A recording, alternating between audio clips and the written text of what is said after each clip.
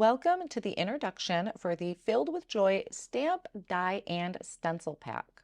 With this particular stencil pack, you're going to be able to create a beautiful arrangement where you can either make an entire card front or ink blend them individually to create some individual elements on the front of your card. We have a die set that you can cut out those individual elements along for 3 flowers and also the center of the flower, sentiment stamp set that we'll get to, and also your stencil pack.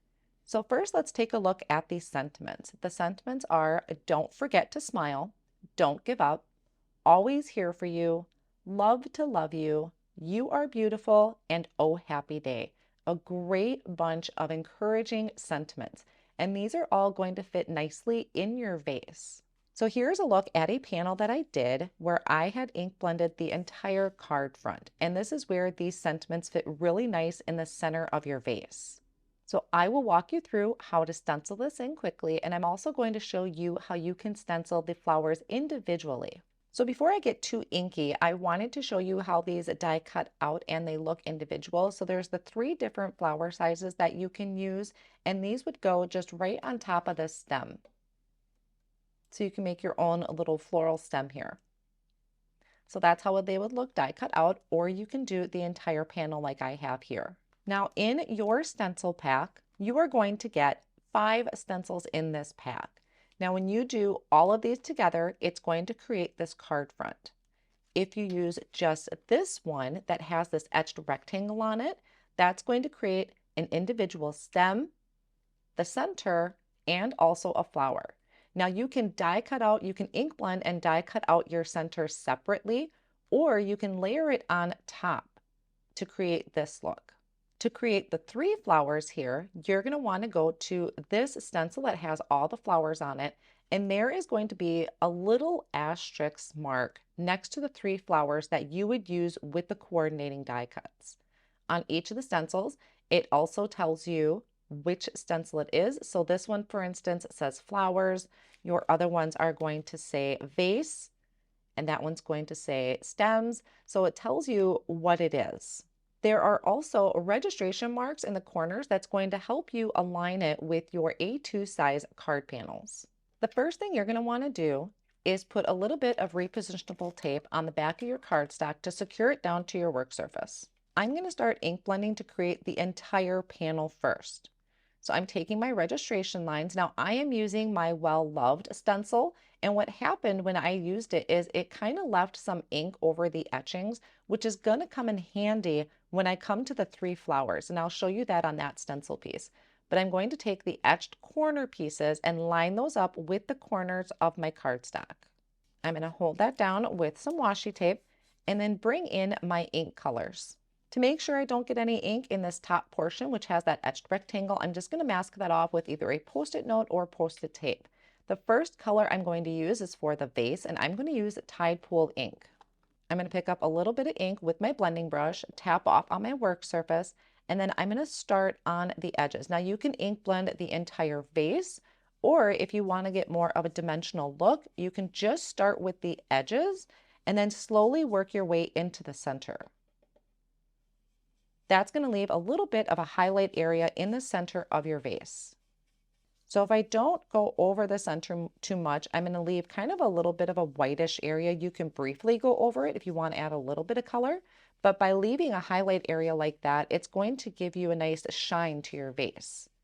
It'll also help pull in the attention for your sentiment that you may or may not stamp in the center. Now I can remove the first layer of the stencil, and that created our vase. I'll move on to the second layer of the stencil, which is going to be the leaves. Now this one you can use your corners as a guide, but I'm also going to refer to my stenciled area because I really want to make sure that those are lining up perfectly. So it's going to mask over where we ink blended on our vase. This one, I'm going to come in with some avocado ink, blend over all the open areas of the stencil. So keep blending till all of that is filled in, and remove the next layer of your stencil. The third layer is going to create your flowers. So again, I'm using not only the corner marks, but I'm also going to line it up with the leaves and the stems that I just blended. This one, I'm going to use dragon fruit to ink blend over all of my flowers. And you're going to see that on mine, there are these little asterisk marks. And like I mentioned earlier, those are indicating which flowers of the stencil have the coordinating die to it. Now, while I still have this layer of the stencil out, I am going to grab another piece of cardstock to show you what I would do when using the coordinating dies. So if you want to use this with the coordinating dies, you wouldn't need to ink blend the entire panel. You could just ink blend over those ones that have that asterisk on it. And because the dies have a little bit of a white edge to it, I would also mask off any flowers that are super close to those particular dies. Now it's going to be, if you're putting your Post-it tape over wet ink, your Post-it tape is not going to stick very well. So just keep that in mind. Come up here and do this one because it's got a little asterisk right there. And then I can mask off that one.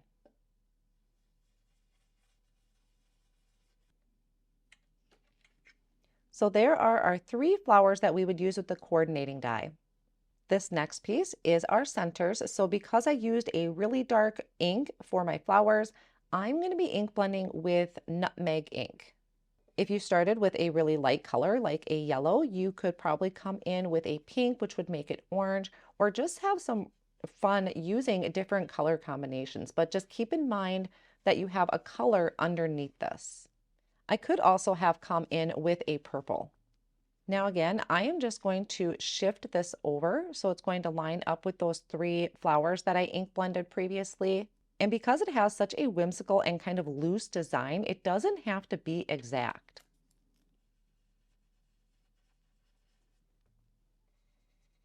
So there are our 3 flowers. Now I am getting a little bit of transfer of ink, but I'm okay with that because we're going to be die cutting it out anyway.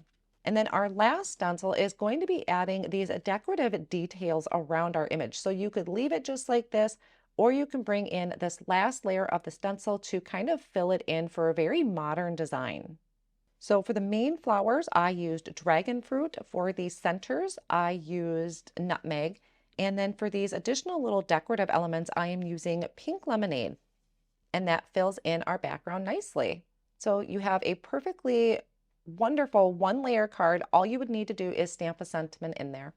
So here I have my panel with my 3 individual flowers that I ink blended with the centers directly in there. And then we have this rectangle on our first stencil that has the stem, a center, and a flower.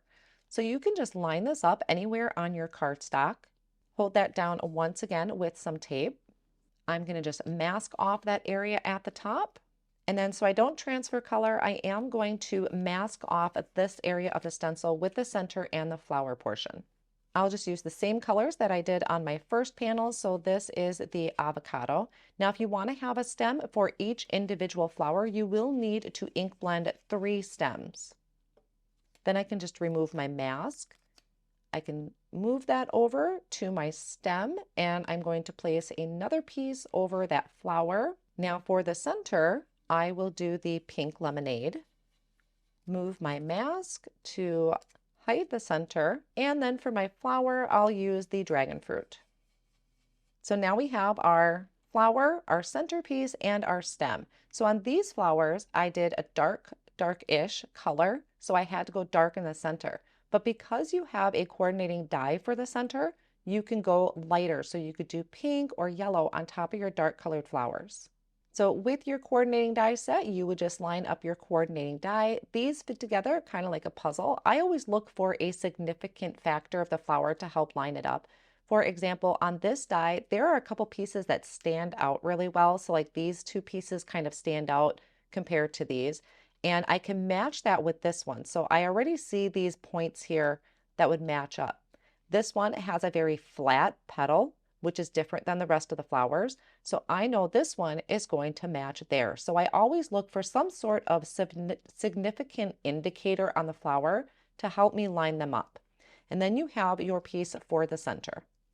So there are the 2 panels that I did for an example. And for my finished cards, this one I stamped a sentiment right in the center of the vase. You are beautiful. In this one, I used a Tide Pool for the vase. I really love adding that little bit of a highlight to the center because I think it draws your attention to the sentiment. I used avocado here for the leaves. I did poppy for the flowers with nutmeg for the centers. And then I did nectar, I believe it is, for these decorative pieces. Makes it a beautiful color combination and a completely one layer card. For my second card is where I used the individual pieces of that stencil set. I just did the ink blending directly in the center, but you could use the die to die cut it out and pop it up for dimension. I did add layers of cardstock behind my flower to give it that lift and dimension from the background. And then the background is a nectar cardstock with nectar ink using that Dots and Blooms stencil once again. For the rest of the background, I die cut out this piece of white cardstock using the slanted shortcuts die. So it's giving me this perfectly slanted piece at the bottom of my card. And then I also have a skinny strip of cardstock here using the diagonal shortcuts. So I was able to line it perfectly with that slanted piece. Just gives it a really fun look and helps break up that background a little bit. And that is a look at the Filled with Joy stamp, die, and stencil bundle.